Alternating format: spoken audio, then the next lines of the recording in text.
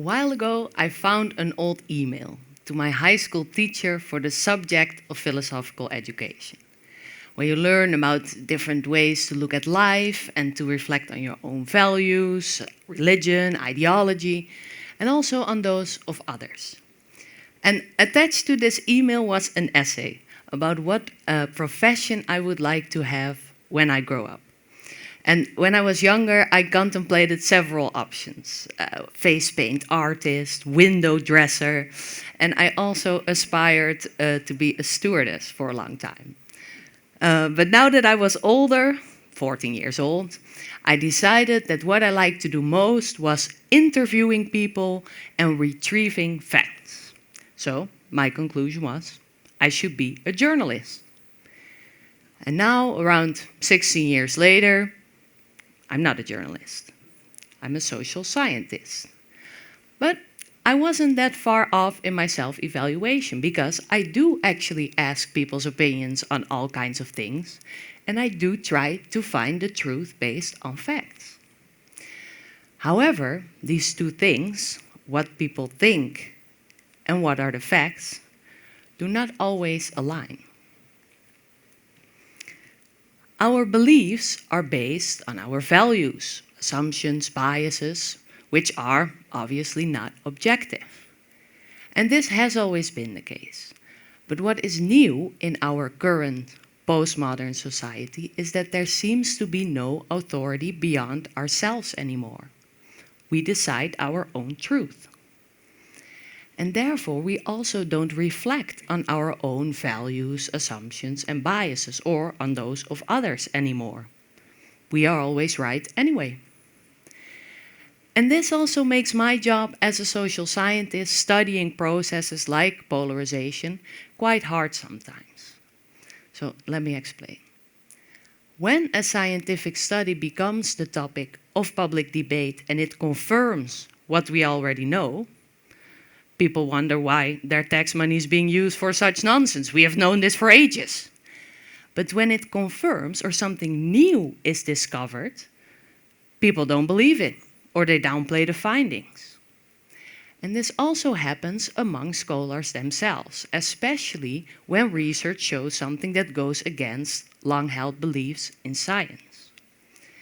And not so long ago, in my own work, I experienced something similar.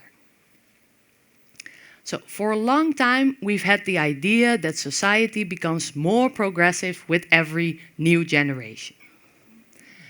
So for example, the baby boomers have shown to be more progressive than the silent generation. And we would expect the millennials, and especially Generation Z, to be the most progressive generation at the moment.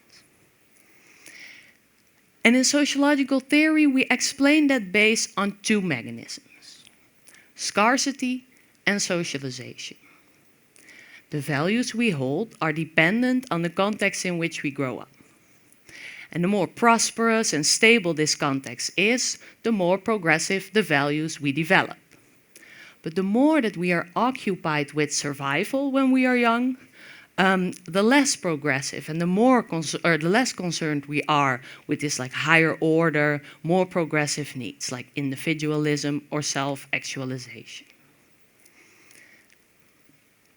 For example, the silent generation growing up mostly in the scarce and unstable times of World War II hold more conservative values than the preceding generations growing up in more prosperous and stable times. And there's more, because we know that values remain more or less stable over the lifespan. And that means that through generational replacement, society as a whole becomes more progressive, because new, young, progressive generations replace these older, more conservative ones. So far, so good, right? A couple of years ago, something peculiar happened. Kind of by accident, colleagues and I observed a change in this pattern. For the first time in value research, it was the youngest generation that held more conservative values. So simplified, the trend looks like this. The peak of progressiveness has been reached by the baby boomers, whereafter successive generations became a little less progressive. And these millennials even show to have similar values to the silent generation, the generation growing up during World War II. Well, and this finding really went against all our assumptions. It shook our long-held beliefs. We had to check it multiple times. Didn't we do something wrong? Because this cannot be right, right? Well, and don't get me wrong, it's very good scientific practice to not accept something as a fact just because one study shows a certain result, right? We need replication by several studies under different conditions to really show that these findings are robust. But over the years, more studies came out that showed similar results. And recent findings suggest that these lower levels of progressivism are also visible among Generation Z, the youngest generation in this type of research. So, for example, among high school students in the Dutch capital of Amsterdam between the age of 13 and 16, only 43% of these students say that they think homosexuality is normal. And this percentage used to be way higher. And when colleagues and I started to look into different values as well, such as support for democracy, we saw this same pattern again. Younger generations are a bit more authoritarian than the generations just before them. Well, and while we were still thinking about these findings, processing them, a pattern appeared that I mentioned in the beginning. What we think and what are the facts do not always align. So first of all, the public, who is overall quite progressive and often seems appalled by the idea of some kind of cultural backlash, was not really appreciative of this type of development. They can't believe it to be true, so it isn't. And also fellow scholars were not really eager to accept these new findings. So a couple of months ago, I was at a conference and someone came up to me and said, "Hey, Kita Buijs, yeah, you are from the research into younger generations becoming more conservative." Well, that's nonsense, right? And again, don't get me wrong, it's very good scientific practice to be critical of odd findings. Is there something wrong with the data? Is our measurement tool just not fit anymore for these high levels of progressivism and liberalism that we see in our countries? And what about immigration and the rising number of Orthodox Christians and Muslims in our society? And maybe most importantly, isn't all of this just an age effect? Are younger generations not becoming more progressive when they grow older? Fair questions, but they can all be countered. This trend has been found in multiple data sets. We haven't reached the limits of our measurement tools yet. And although religion can explain a small part of this trend, it can definitely not explain all of it. And when it comes to this age effect, it is indeed difficult to disentangle it from a generational effect. But the millennials that we have surveyed were already far in their 30s, which means that they were no longer in their formative years. And therefore, we can assume that their values remain more or less stable. So, this idea that society becomes more progressive with every new generation seems to have come to an end. But we don't seem ready to accept that. And this hesitation doesn't seem so much a scientific one, but more one based on our long-held beliefs. And that's a problem, because holding on to such beliefs can restrict us in finding solutions for challenges that society is facing nowadays, such as these rising anti-democratic tendencies. So let us reflect a little on where these values of these younger generations could come from.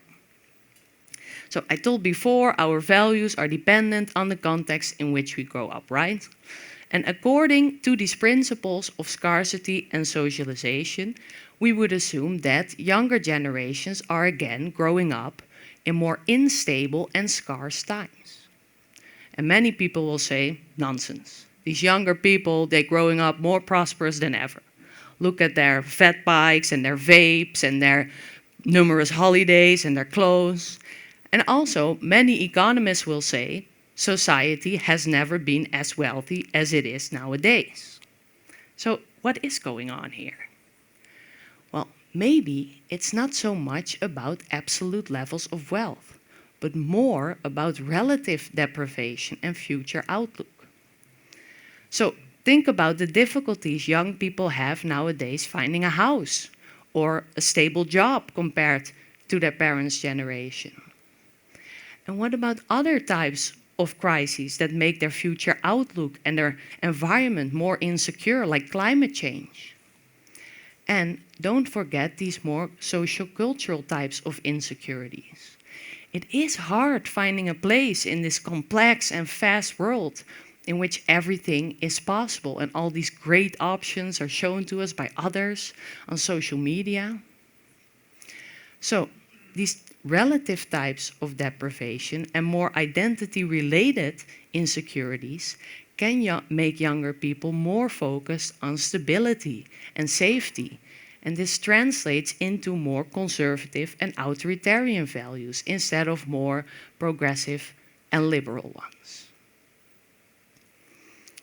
So, up until now, I concluded that the youngest generation have broken the trend of increasingly progressive societies. But when I tried to look at this trend differently, another perspective hit me.